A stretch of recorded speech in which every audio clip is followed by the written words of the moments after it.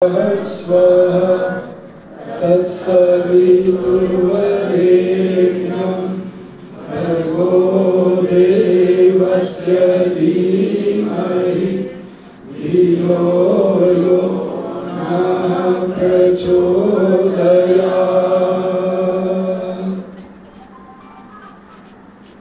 व्याख्यान वेदी पर विराजमाना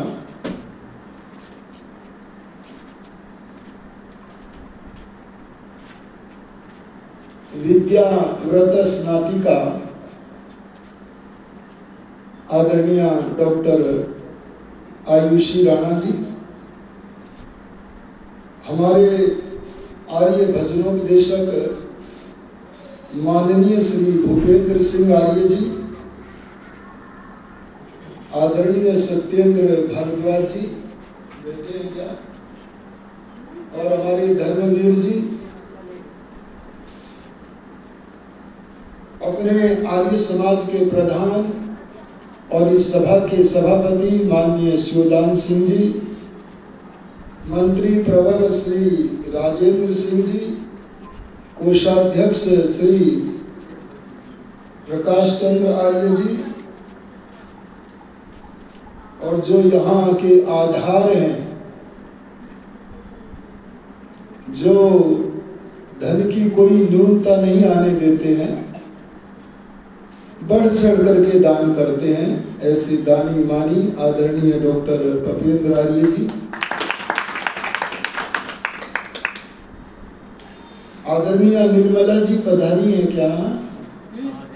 हाँ, माता जी निर्मला कुलश्रेष्ठ जी, ये बड़ी दानशीला हैं, ये मुझे पता लगा है। और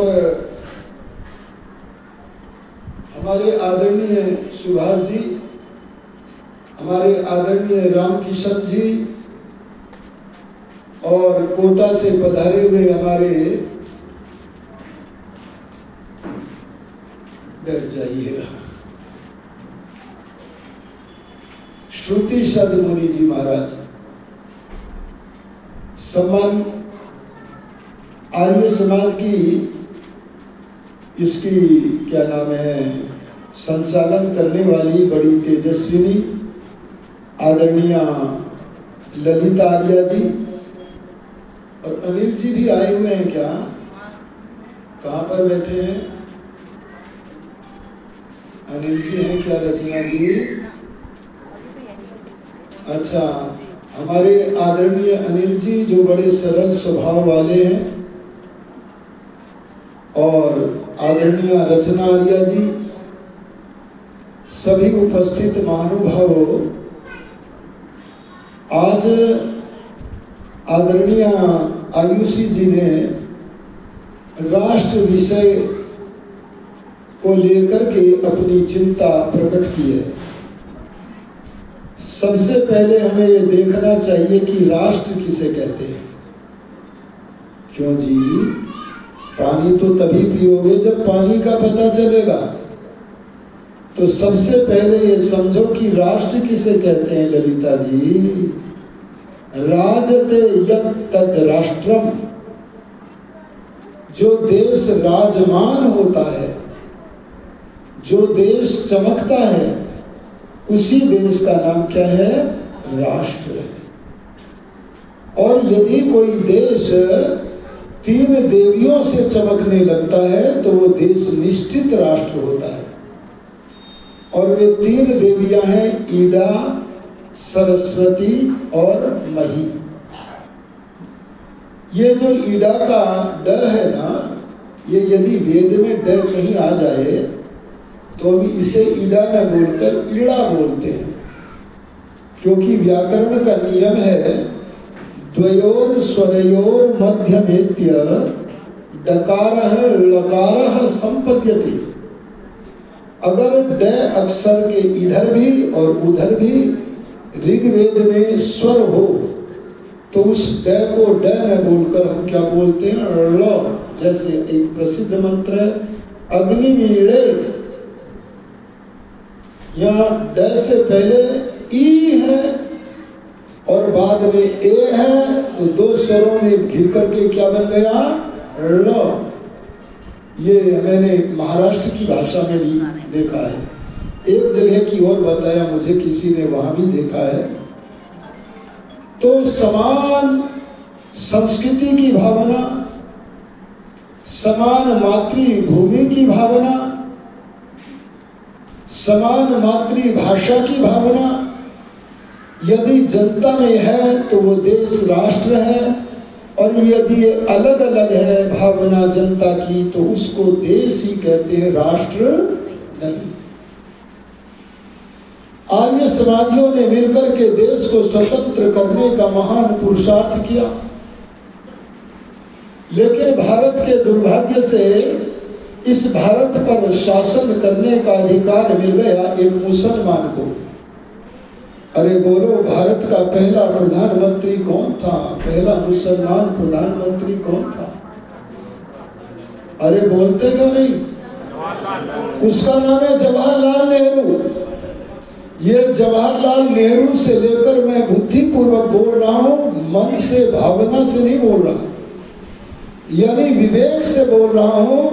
जवाहरलाल नेहरू से लेकर के सारे राष्ट्र को धोखा दिया गया, और राजीव पर्यंत इस घर के सारे जितने लोग हुए सारे मुसलमान थे, लेकिन जब राजीव के घर में एक विदेशी सर्पिणी आई, अरे उस सर्पिणी का नाम जानते हो कि नहीं?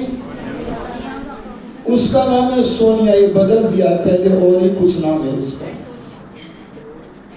इसके आने से ये कन्वर्ट हो गए हैं।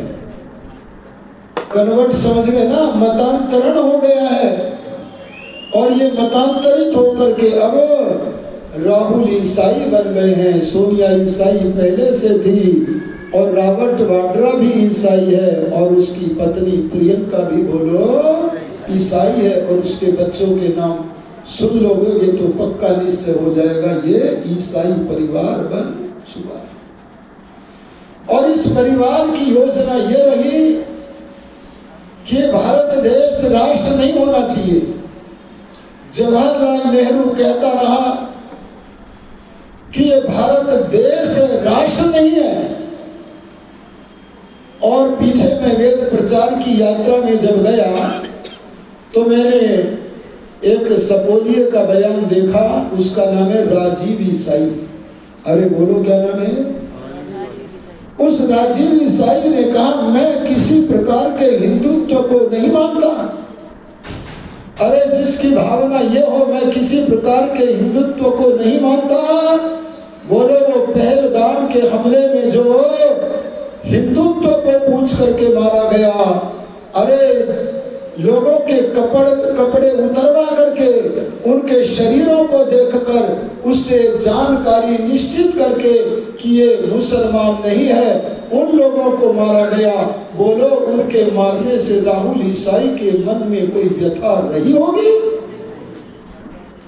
निश्चित जानो ये युद्ध नहीं करते अगर ये खानदान यहां होता। और राहुल भी विदेशों में जा जाकर के बोलता है कि भारत देश है, भारत कोई राष्ट्र नहीं है।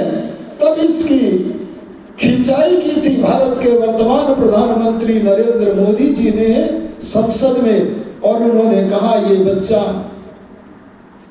भारत को राष्ट्र नहीं मानता है। इसके पूर्वज जवाहरलाल नेहरू जैसे लोग भी राष्ट्र नहीं मानते थे, और प्रधानमंत्री नरेंद्र मोदी जी ने अपना मत प्रस्तुत करते हुए कहा भारत देश ही नहीं है बल्कि ये तो राष्ट्र है। अरे बोलो क्या है? ए आर्यो, अरे सुनो ए सनातनियों, ये जो राष्ट्र को राष्ट्र अगर बनाना है तो 3 देवियों को चमकाने का प्रयत्न करो। और वे 3 देवी कौन सी है? एक समान संस्कृति। अरे बोलो क्या है? अरे पहले से तो हमें न जाने क्या क्या पाठ पढ़ाया गया। अरे ध्यान देना, लाल किले से न जाने क्या क्या बोला गया। भारत अनेक संस्कृतियों का देश है। अरे बोलो है कि नहीं है? हाथ खड़ा करो, बोलो है कि नहीं? लंबा कर दो, लंबा। फोटो खींच लो आयुषी जी के। अरे क्या हो गया रे आर्य समाज में मंदिर में बैठे लोगों? अरे भगवान एक है कि अनेक है? और भगवान ने जो मानव जाति के लिए परंपराएं दी हैं, अरे जो धर्म दिया है वो एक है कि अनेक है? तो फिर तुम अनेकों में हाथ क्यों खड़ा कर रहे हो? अरे ध्यान देना, जैसे परमात्मा एक है वैसे हमें जो धारणीय तत्व है वो भी क्या है? एक ही है। जो मुझे धारण करना चाहिए वो सारे मानव जाति को धारण करना चाहिए। इसलिए हम सबका धर्म जहाँ एक है वहाँ धर्मानुकूल परंपराएं जिसका नाम संस्कृति है वो भी बोलो अच्छा, हम सनातन धर्म के लोगों के अंदर क्या उदारता नहीं होनी चाहिए? अरे बोलो, नहीं होनी चाहिए? अरे होना चाहिए कि नहीं? अरे हम तो पढ़ते रहे वसुधैव कुटुंबकम, अरे उदार चरिता नाम तो वसुधैव कुटुंबकम।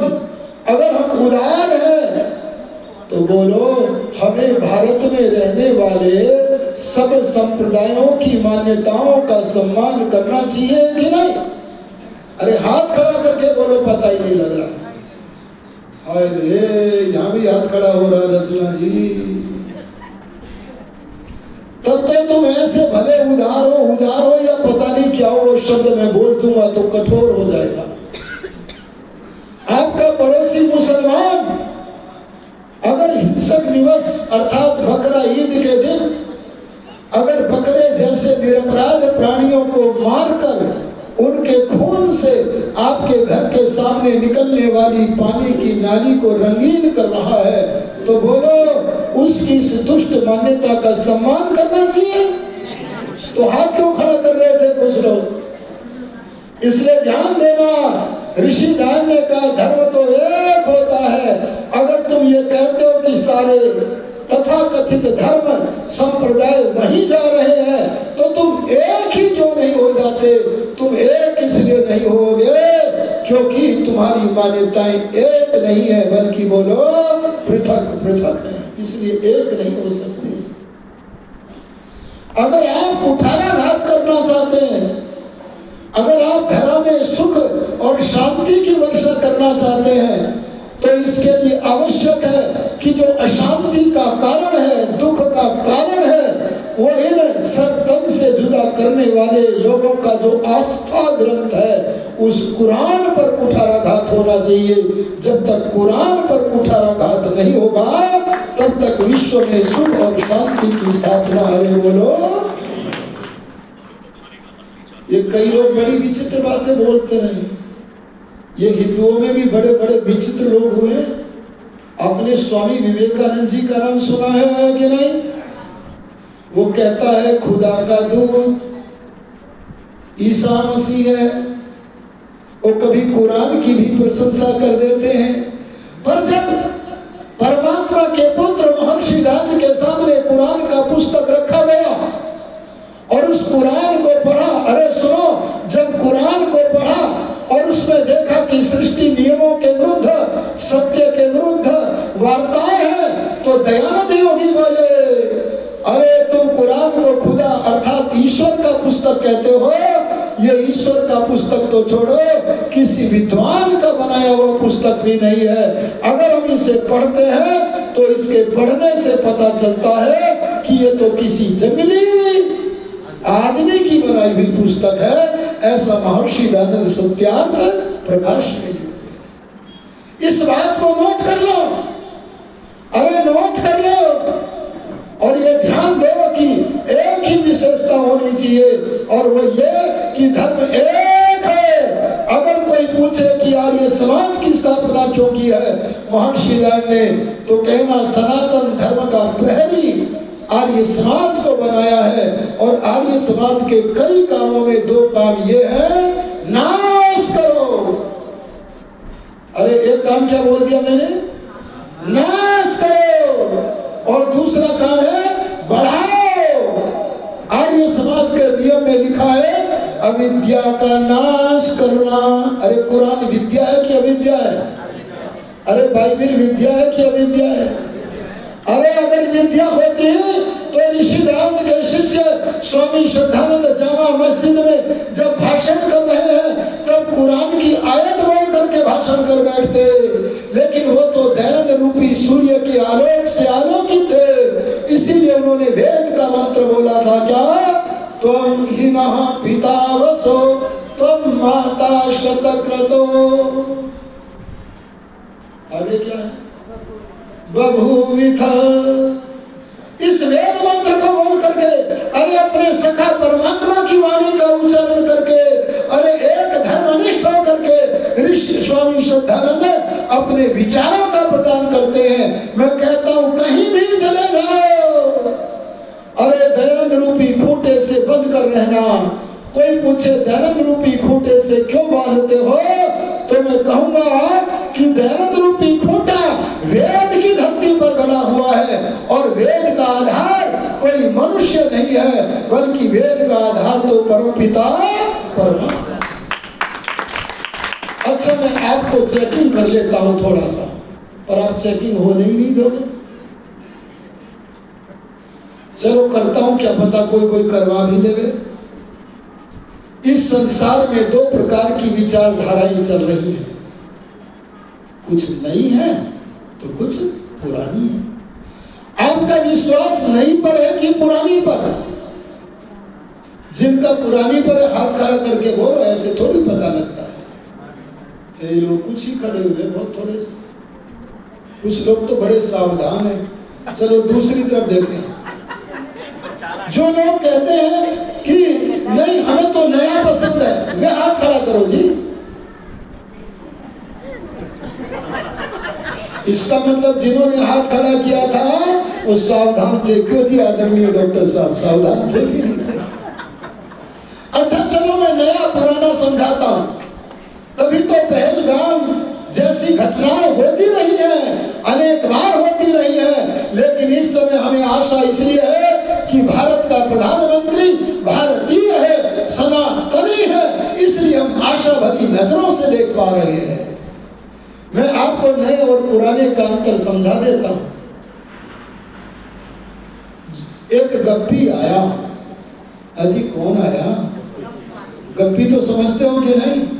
असंबद्ध प्रलाप करने वाला आया और उसने गप मारी, खुदा चौथे आसमान पर रहता है। अरे बोलो गप्पी की चल गई कि न चल गई? अरे भेड़े पीछे पीछे चल पड़ी कि न चल पड़ी? भेड़े सिर उठा के चलती है कि झुका के? ऐसे बुद्धि अरे मस्तिष्क को झुका के चल पड़ी। आगे वाली कुएं में गिर गई तो पीछे की भी चौथे आसमान की कुएं में गिर गई। आगे चलकर के आदरणीय रचना जी एक गप्पी और आ गया। उसने सोचा इस गप्पी की चल गई तो तू भी चला। और जो गप्पी बाद में अपनी गप मारेगा तो पहले वाले से छोटी मारेगा कि बड़ी मारेगा गप?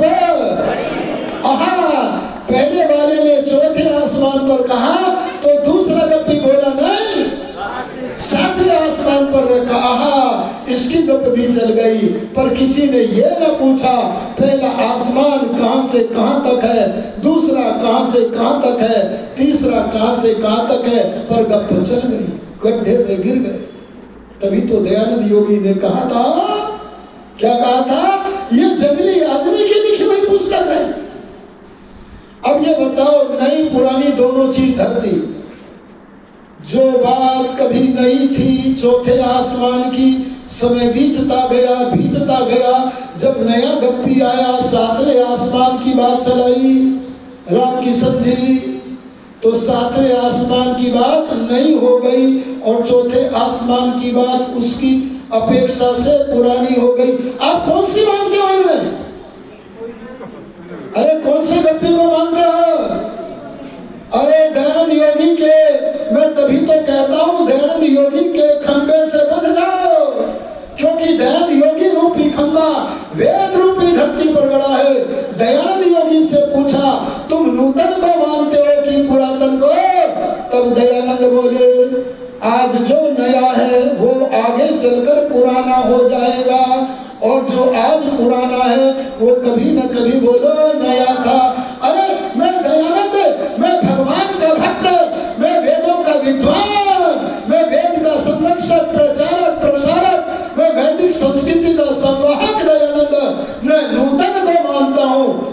पुरातन को मानता हूँ। अगर दयानंद किसी को मानता है तो दयानंद नूतन पुरातन की जगह सनातन को मानता है। अरे सनातन किसे कहते हैं?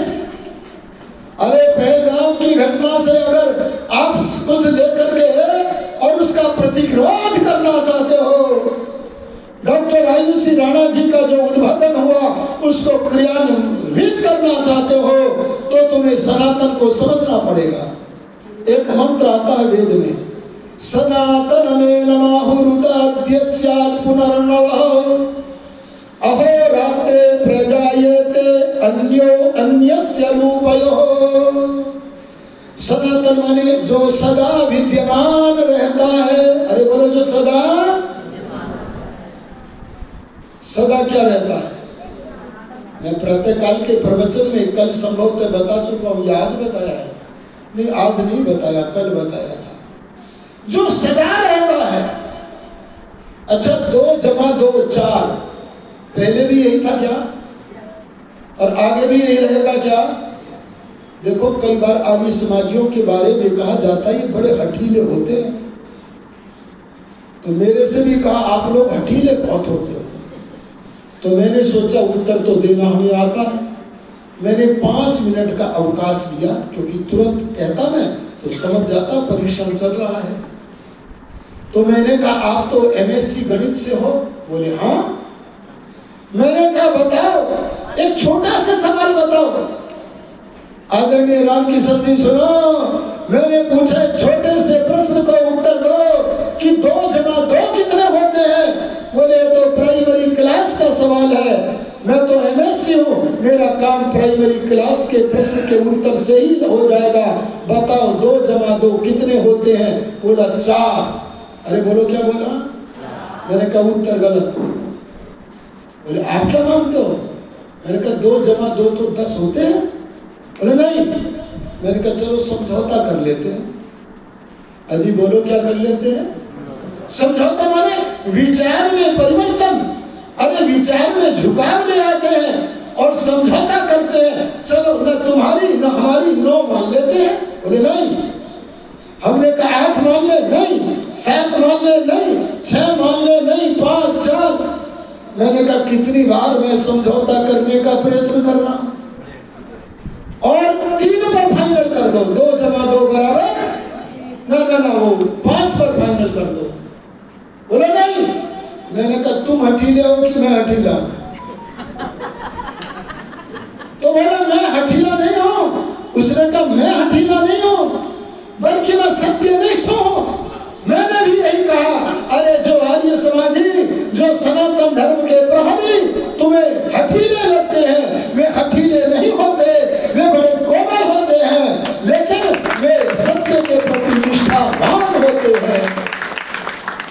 अरे चाहे कहीं चले जाना। अब देखो राम प्रसाद बिस्मिल का जीवन, क्या करें, बड़ा सुनाने को मन करता है। अरे कहीं भी चले जाना, जहां भी जाओगे ना, वो सत्यनिष्ठ बन करके रहना, स्वामी श्रद्धानंद लेखराम की तरह बन करके रहना, तो आप क्या बनोगे? सनातनी। अच्छा एक बात बताओ, सनातन की मैं दूसरी पहचान बताता हूं। एक तो ये बताई कि जो सदा से हो। अरे बोलो जी, सदा तक रहे, जिसका कोई विनाश न कर सके।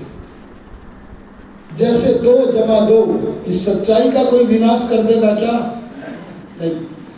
अरे बोलो, रात और दिन सनातन है कि नहीं? अरे पिछली सृष्टि में रात काली काली होती थी कि गोरी? अरे आगे की सृष्टियों में रात काली काली होगी कि गोरी? अरे जैसे रात और दिन सदा से ऐसे ही बनते रहे हैं, ऐसे ही अब बने हैं, आगे भी बनेंगे। लेकिन क्या कभी ये आपको पुरानी लगती है रातें? अरे किसी ने कभी ये कहा है क्या, हे भगवान इन काली काली रातों को बदल दो, अब तो गोरी गोरी रात करो? बोलो, इच्छा है आपकी गोरी गोरी रात की? अरे दिन में थके हुए अंगों को विश्राम देने के लिए अरे रात्रि का आगमन होता है। रात्रि का अर्थ ही ये है जो देती है।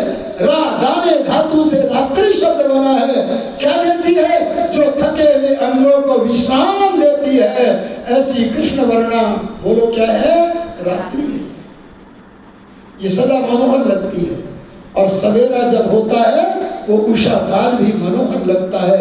जो सदा से हो विनाश को प्राप्त न हो, पर सदा एक सा बना रहे, बोलो उसका नाम क्या है, धर्म, उसका नाम क्या है, सनातन।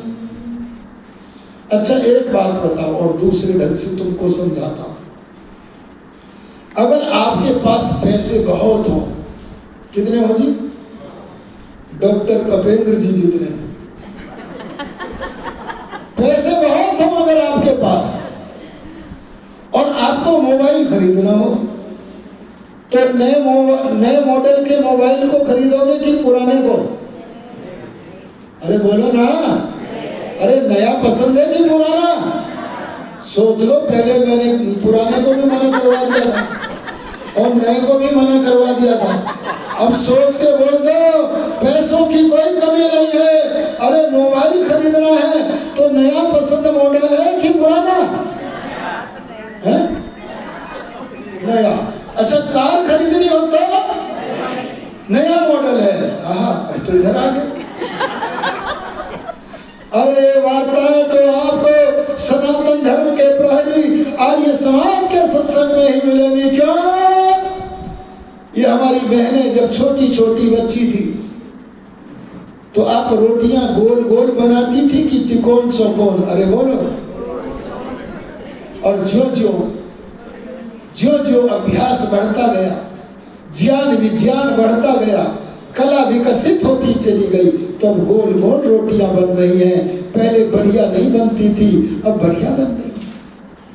अच्छा एक कार बनाने वाला जब पहली बार कार बनी तब इतनी बढ़िया नहीं थी, लेकिन जो जो ज्ञान बढ़ा, विज्ञान बढ़ा, कला का विकास हुआ, तो क्यों नया मॉडल बढ़िया बनने लगा। रे भला बनने लगा कि नहीं लगा?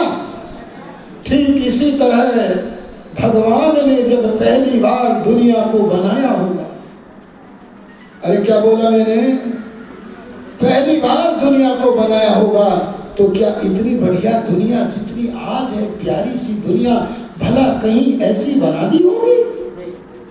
अरे बोलो ना, नहीं वाले हाथ खड़ा हो जाए, करो ना प्रधान जी जल्दी से। नहीं कह रहे हैं, हाथ खड़ा नहीं कर रहे, अजी कर दो ना। ये जब वैसे तो बोल देते हैं, पर जब मैं हाथ खड़ा करवाता हूँ बोले घपला जरूर है। जो लोग ये कहते हैं कि भगवान ने पहली बार जब दुनिया बनाई होगी इतनी बढ़िया मॉडल नहीं बनाए होंगे, कैसे बनाए होंगे? वे सोचते हैं भगवान ने पहली बार यहाँ तो नाक लगा दी होगी, यहाँ पर आंख लगाई होगी, यहाँ पर मुंह लगाया होगा, और जब हम भोजन करते होंगे तो नाक से यहाँ सूंघते होंगे, अजी आंख से देखते होंगे और मुंह से खाने होते होंगे, तब भगवान का ध्यान बढ़ा होगा। अरे 3 गुना समय लगता है, तो क्यों ना फिटिंग बदले और तीनों को एक ही जगह लगा दे। क्या ऐसा हुआ होगा? अरे बोलो ऐसा हुआ होगा? अरे भगवान सनातनी, जिस मॉडल में कोई परिवर्तन नहीं होता, बस वही सनातन है जिसमें परिवर्तन होता है, बोलो वो सनातन है। हमारी माता यहाँ बैठी है, क्या किसी के मन में ये आता है विचार कि हमारे घर में जब बच्चा पैदा हो तो जैसे जितने बच्चे हैं उनसे अलग टाइप का मॉडल पहना होना चाहिए? अरे बोलो आता है क्या? अरे बोलो आता है क्या? अरे ये ज्ञान पूर्वक परमात्मा ने रचना बनाई है, ध्यान देना।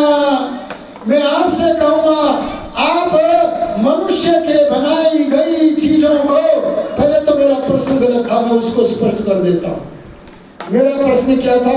भगवान ने जब दुनिया बनाई पहली बार होगी, आप कहो भगवान ने कभी दुनिया पहली बार नहीं बनाई, क्योंकि भगवान की सृष्टि प्रवाह से अनादि है, सदा से परमात्मा है, सदा से आत्मा है, और बोलो सदा से प्रकृति है। जंगली आदमी मुसलमानों की तरह यह न कहो कि परमात्मा ने पहले दुनिया नहीं बनाई, अब आगे भी नहीं बनाएगा। ये जंगली को छोड़ो और सनातनवाद को स्वीकार करो। महर्षि दान कहते हैं ईश्वर जीव प्रकृति सनातन है, तो प्रवाह से की ये सृष्टि भी बोलो सनातन। अरे समझ में आया कि नहीं आया? मैं आपके सामने कहना चाहता हूं, जिसके ज्ञान में बढ़ती या घटती होती है, उसकी रचना में, कला में परिवर्तन होता है। और जिसके ज्ञान में न घटती होती है, अरे बोलो ना, वृद्धि होती है। जिसका ज्ञान कभी घटता नहीं, अरे कभी बढ़ता नहीं, बोलो क्या उस परमात्मा की रचना में, कला कौशल में, अरे उसके विश्वकर्मत्व में कोई परिवर्तन हो सकता है? नहीं हो सकता। यथा पूर्व में कल्पयत। हम संध्या में भगवान को धन्यवाद देते हैं कि हे प्रभु, आपके वेदों में, अरे आपकी सृष्टि के पदार्थों में इस रचन को आपने यथा पूर्व किया है और आगे भी ऐसे ही करोगे, क्योंकि इसमें परिवर्तन की कोई गुंजाइश, अरे बोलो, क्या पता लगा? मनुष्य की कलाओं में विकास होता है, लेकिन जो सर्वज्ञ है उसकी कला यथावत सदा रहती है। इसलिए जो सदा विद्यमान रहे, बोलो उसका नाम क्या है? सनातन और संप्रदाय के अंतर को बताता हूं। आजकल भारत के ऊपर, अरे हमारे भारत के ऊपर ही नहीं, प्रधानमंत्री जी तो राजनीतिक आंगन के खिलाड़ी हैं। बड़ा बढ़िया शब्द सुना, क्योंकि उनके मुख से निकलने वाला शब्द तो अनेक देशों में जाएगा, इसलिए उनको यही बोलना चाहिए। और ये सत्य भी है। उन्होंने कहा, इन पाकिस्तान के आतंकवादियों ने आज भारत की आत्मा को चोट पहुंचाई है।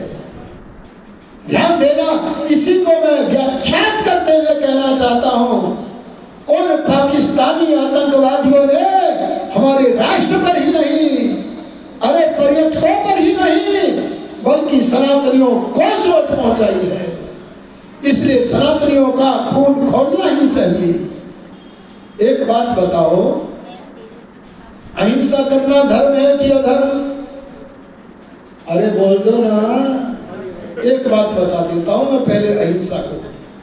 जो व्यक्ति अहिंसक होता है उसका ऑरा माने आभा मंडल ऐसा हो जाता है कि उससे सामने वाला व्यक्ति वैर की भावना छोड़ देता है। ये सत्य है, 100% सत्य है।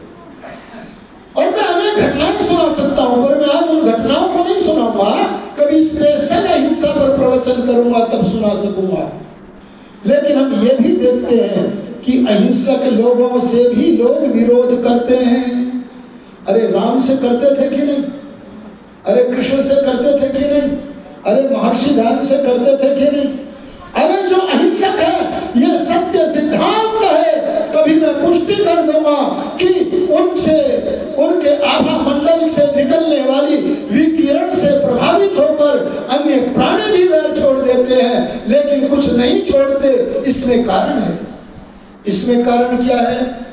जो वैरी है उसका उस अहिंसक व्यक्ति के साथ संपर्क नहीं हुआ है, वो उसके ऑरा में, अरे आभा मंडल से निकलने वाली विकिरण के प्रभाव में नहीं आया है, इसलिए वह हिंसक बना ही रहता है।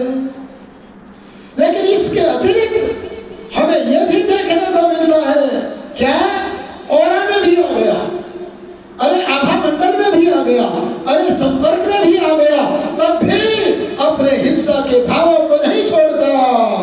अरे तब क्या करें? तब ऋषिदान ने फार्मूला दिया, धर्मानुसार। अरे बोलो क्या कहा? धर्मानुसार का क्या अर्थ होता है?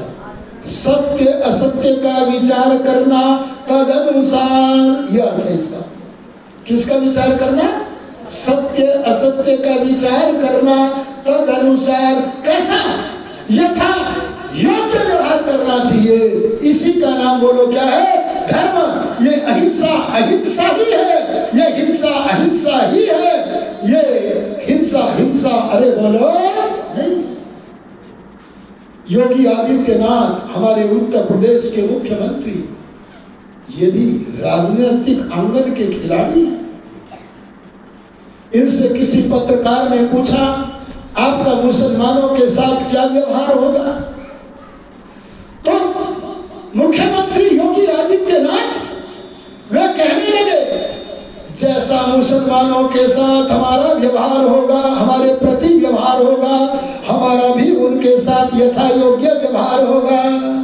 और ऐसा कैसे बोल पाएंगे? उन्होंने आर्य समाज के 10 नियमों का अनेक बार पाठ सुना है, इसीलिए हो पाया है ऐसा उनके द्वारा बोलना। इसलिए यथा योग्य व्यवहार करने का समय बहुत पहले था, लेकिन देर आए राह पे आए तो ये भी सौभाग्य की बात है। अगर हमारे औरा मंडल में आने वाले लोग अपने मन को इतना काला कर चुके हैं, इतना काला कर चुके हैं कि हमारे आभा मंडल से निकलने वाली विकिरण का प्रभाव उन पर नहीं पड़ रहा है, तो श्री राम की तरह, अरे योगी राज कृष्ण की तरह भारत राष्ट्र से बाहर का जो पाकिस्तान है उसे तो शिक्षा देनी ही है, दंडित करना आवश्यक है ही, लेकिन जो भारत भूमि के भीतर पाकिस्तान जिनके मन में बसता है, बोलो उनका भी उपचार होना चाहिए कि नहीं होना चाहिए? आज क्या करें इस नेहरू के कारण, अरे क्या करें मोहनदास करमचंद के कारण, अरे बड़े बड़े धूर्तों के कारण। अरे तब डॉक्टर राम पहले राष्ट्रपति कौन थे? राजेंद्र प्रसाद जी की न चली। अरे तब लौह पुरुष सरदार पटेल की न चली। अरे ध्यान देना, क्या करे, हमारी आंखें बंद थी, हमारे साथ छल किया, हमने तो जवाहरलाल नेहरू को मूर्खता के कारण अपना मान लिया था। लेकिन उन्होंने, अगर हमारे शहीदों ने कोई जमीन को जीता है तो टेबल पर बैठकर उन्हें वापस कर दी। इसका एकमात्र कारण है आज से पहले सत्ता में मुसलमान रहे व रहे ईसाई। अरे विचार कर लो, सरपनी के अंतर्गत, उसके अंतर्गत प्रधानमंत्री बने हुए मनमोहन सिंह ने से जब पूछा गया कि आपका क्या कहना है, तो बोले भारत की संपदा पर पहला हक अल्पसंख्यकों का है। कोई पूछने वाला ना हुआ। अरे अल्पसंख्यक जो भारत के हैं उनके लिए तो संपदा पर नाना देश देशांतरों में हक है, तो ये हिंदू कहाँ जानेगा? कोई सुधोर मनमोहन सिंह से क्यों नहीं पूछता था? आज मैं आपसे बताना चाहता हूं, आपके साथ बड़ा धोखा हुआ है। समान संस्कृति की भावना का विकास नहीं हुआ है। अगर हमारा कभी राज्य आया, अरे बोलो किसका आया? अगर महर्षि सिद्धांत के शिष्यों का, आर्यों का कभी राज्य आया तो हमारा राज्य तो आर्य राज्य होगा। आर्यावर्त बनाने की योजना होगी। जो शास्त्र से मानेगा उसे शास्त्र से समझाने की आवश्यकता है। लेकिन बहुत बड़ी संख्या में लोग ऐसे होते हैं जो शास्त्रों से मानने वाले नहीं होते हैं। उनका उपचार तो केवल बोलो शस्त्र से होता है। आज आवश्यकता है शस्त्र से उनका उपचार करने की। क्यों जी? ये जो भारत सरकार ने राफेल नाम का एक यंत्र लिया, मारक यंत्र है, मारक, क्या वो केवल 26 जनवरी पर परेड कराने के लिए? अरे बोलो ना। अरे ये नहीं है, ध्यान देना। आज सारा विश्व जानता है, भारत भी जानता है कि हम पाकिस्तान से सैन्य शक्ति में बहुत ऊपर है और वो हमारे चपत बार बार मारता है और हम उदार बनने का नाटक करें। अरे किया होगा उदारता का नाटक इन छद में सेक्युलर लोगों ने। आज उदारता को दिखाने की नहीं बल्कि उन लोगों को यथा योग्य व्यवहार करने की आवश्यकता है। वो है कि नहीं? ये क्या नाम है, इंदिरा भी बड़ी सर्पिणी थी। ये जब आपातकाल लगा तब संविधान की प्रस्तावना में इसने एक शब्द डाल दिया। कौन सा शब्द जी? सेक्युलर। सेक्युलर शब्द डाला। उसका अर्थ डॉक्टर आयुषी राणा जैसे जो विद्वान विदुषियां हैं वे तो पंथ निरपेक्ष करते हैं, पर इन राजनेता बेचारे मूर्खानंद हैं बहुत सारे, सबको नहीं कहता मैं। कई तो पूजनीय है इन राजनेताओं में भी। पर ध्यान देना, इन लोगों ने धर्मनिरपेक्ष मान लिया। अच्छा एक बताओ, यहाँ 4 लोग बैठे हैं, अरे बोलो कितने हैं? 4 में 3 महाधूर्त हैं। कितने महाधूर्त हैं बोलो? और एक बिल्कुल धार्मिक राम की तरह, कृष्ण की तरह, दयानंद की तरह पवित्र आत्मा है। और चारों को बराबर निगाह से देखा जाए तो क्या ये न्याय है व अन्याय है? अरे अगर हम सनातनियों को भी भारत के संविधान के माध्यम से मुसलमानों की तरह देखा जाएगा, अरे मुसलमानों की तरह ही देख लेते तो भी काम बन जाता। वक्फ बोर्ड का जो उदाहरण आपके सामने है, हमें तो समान भी न देखा, लेकिन अगर मत की दृष्टि से समान देखो तो क्या हम सनातनी धर्म युक्त लोगों के ऊपर सांप्रदायिकता का थूक फेंकना नहीं है? अरे बोलो नहीं है? इसीलिए इस सब छद्म सेक्युलरवाद से बचने की आवश्यकता है और धर्मनिष्ठ बनो। कोई पूछे धर्म क्या है? अरे धर्म की जड़ बताओ, जड़ क्या है? अरे गीता है कि नहीं? अरे बोलो रामायण है कि नहीं? अरे उपनिषदें हैं कि नहीं? जड़ पूछ रहा हूं, जड़। ध्यान देना, ये उपनिषद है, दर्शन है, गीता है, ऐतिहासिक पुस्तक रामायण है। इनके भीतर जो विद्या की बातें हैं वे जहां से चलकर आई हैं, वो वे विद्या का मूल क्या है? वेद। इसलिए मैं कहता हूं जो वेदोक्त है सो ही सनातन है, सो ही धर्म है। वो अगर चमकता है देश में तो राष्ट्र की राष्ट्रीयता बची रहती है, अन्यथा विनाश होने में कोई बोलो विलंब। मैं अपने प्रवचन को उपसंहरित करना चाहता हूं क्योंकि आपको कल भी तो बोलाना है। संस्कृति के साथ साथ मातृभाषा। अच्छा एक बात बताओ, क्या कह दूं अपने आर्यों को भी, हिंदुओं को क्या कह दूं? क्या आपने किसी अंग्रेज को ऐसा देखा है कि सारा का सारा लेखन अंग्रेजी में हो और संख्या उसमें हिंदी के अंकों का प्रयोग हो? बोलो देखा है? अरे कहीं दुनिया में देखा है क्या?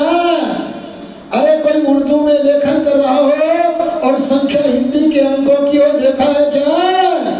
पर हाय रे फुसफुसिया हिंदू। फुसफुसिया जानते हो कि नहीं? अरे बोलो जानते हो कि नहीं? वैसे मैंने फुसफुसिया नाम का जीव देखा नहीं, पर लोग कहते हैं एक जीव ऐसा भी होता है जो फुसफुसिया होता है। मैंने कहा कैसा फुसफुसिया? बोले इसके कमर में रीढ़ की हड्डी नहीं होती, ये सांप की तरह रेंगता हुआ चलता है। दयानंद के आने से पहले महाभारत काल के बाद हम हिंदू लोग भी रेंग करके चलते थे, क्योंकि हमें सत्य असत्य का कुछ भी बोलो पता। मैं घटना सुनाई दे देता हूं आपको। एक बार रेलगाड़ी में सत्य घटना है, एक मुल्ला बैठा है। अरे कौन बैठा है? मुल्ला जी नहीं, मुल्ला बैठा है और साथ में फुसफुसिया हिंदू बैठा है जिनसे बड़ी परेशान है। उन्हीं को तो डांट रही थी। उस फुसफुसिया से कहा, मुल्ला ने कहा, ए हिंदू, तुम्हारा राम रे से प्रारंभ होकर मैं पर खत्म हो जाता है। अरे तुम्हारा राम मैं पे खत्म होता है। जहां पर राम समाप्त होता है वहां से मोहम्मद प्रारंभ होता है। तू मोहम्मद की शरण में आ जा। तो इसके पास कमर में रीढ़ की हड्डी तो थी ही नहीं, विचार तो थे ही नहीं। उत्तर में बोला ही। कोई दयानंद का सैनिक भी वहां बैठा था। उसने मन में सोचा, भला ये भी अपनी ओर खींचने का कोई सही तरीका है? अरे अपने मत की वैज्ञानिकता तो बतावे और तब किसी को आकर्षित करे तो सही बात है, लेकिन राम मैं पे समाप्त होता है और मैं से मोहम्मद प्रारंभ होता है, इसलिए तू मोहम्मद की शरण ले। ये शैली ठीक नहीं है, लेकिन जिस शैली में ये धूर्तता कर रहा है मैं इसी शैली में इसको प्रत्युत्तर दूंगा। और उसने कहा, ए मुल्ला सुन। देखने लगा ये कौन आ गया, उसे क्या पता दयानंद का सैनिक है। उसे क्या पता ये आभासी सनातनी नहीं है, ये सच्चा सनातनी है। अरे बोलो कैसा सनातनी है। और उसने कहा है सुनमुल्ला, जहां पर तेरा मोहम्मद दया पर समाप्त होता है वहां से दयानंद प्रारंभ होता है और अंत तक दयानंद ही रहता है।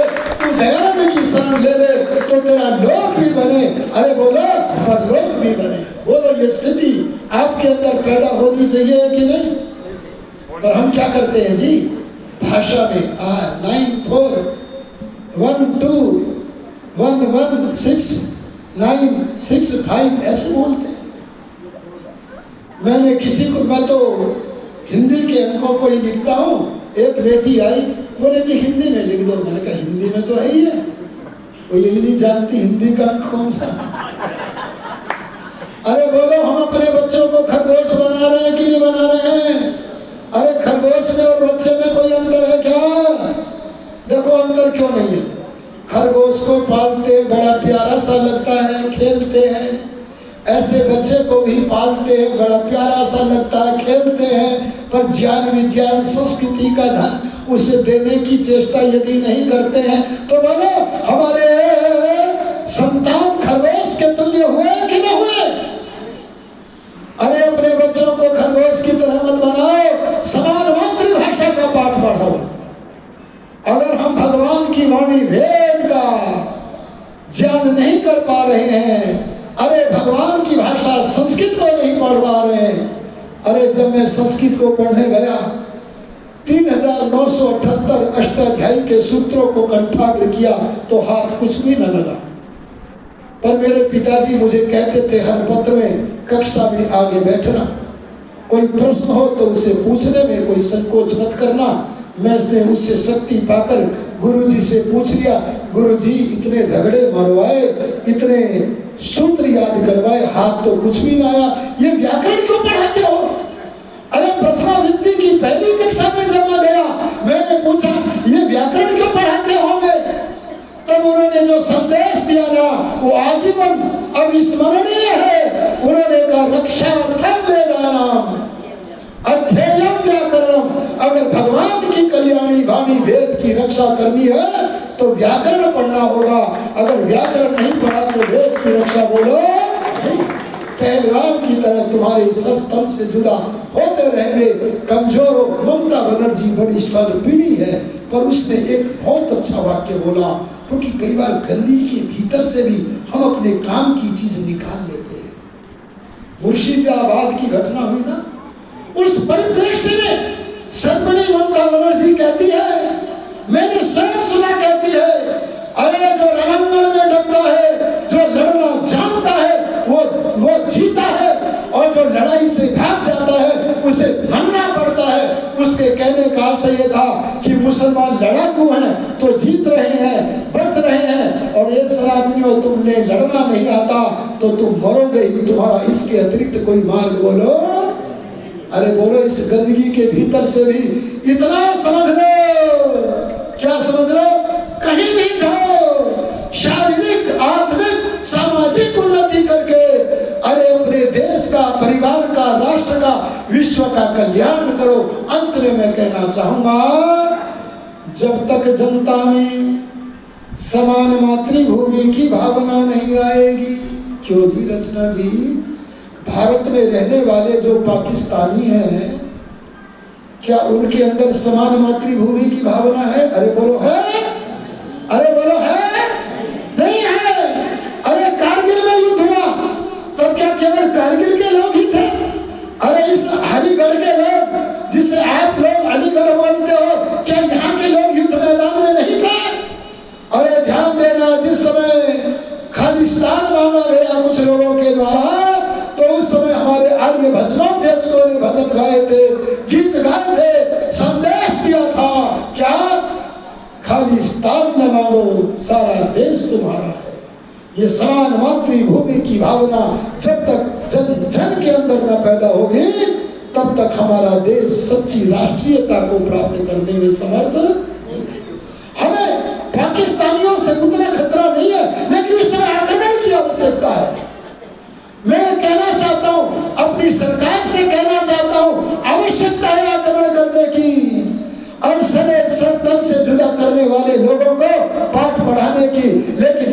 उन्हें पाठ पढ़ाने की आवश्यकता है। मैं समझता हूँ उतना ही पाठ पढ़ाने की अपने भारत राष्ट्र में रहने वाले जो पाकिस्तान की भावना रखते हैं उनको भी पाठ पढ़ाने की, अरे करना पड़े तो सर तन से जुदा करने की आवश्यकता बोलो है कि नहीं। मेरे से कई लोग कहते हैं अरे बड़ा कठोर बोलते हो। मैंने कहा हम तो बोल ही रहे हैं, केवल वे तो कर रहे हैं। अरे बोलो कर रहे हैं कि करें। उन्हें कोई नहीं कहता कि तुम इतना कठोर क्यों कर रहे हो। सुनो जी, आपकी जो बात थी ना कहाँ की, गाजियाबाद की, वही एक घटना। अभी मैं मार्ग में आ रहा था, एक मुसलमान लड़का गन्ने का रस बेचता है और वो गन्ने के रस में अपना मूत्र मिलाकर बेचता हुआ पकड़ा गया। उसे कारागार में जरूर कर दिया। अच्छा बोलो, आज अगर मनमोहन सिंह की या कांग्रेस की सरकार केंद्र में होती और यहाँ पर योगी आदित्यनाथ के अलावा किसी अन्य विपक्षी दल की होती तो क्या हमारे अंदर ये विचार विमर्श करने का उत्तम साहस बन पाता। अरे अच्छे दिन आ गए हैं, आपका मतदान सही जगह पर हो रहा है, सही जगह पर मतदान करते रहिए, संगठन की शक्ति को बढ़ाते रहिए, तभी हम अपने देश को समान मातृशक्ति, समान मातृ संस्कृति, समान संस्कृति, समान मातृभूमि और समान मातृभाव से, मातृ भाषा के भावों से आपूरित जन जन को करके देश को राष्ट्रीयता से परिपूर्ण कर सकते हैं। इन्हीं शब्दों के साथ अपनी वाणी को विरमित करता हूँ। ओम शांति।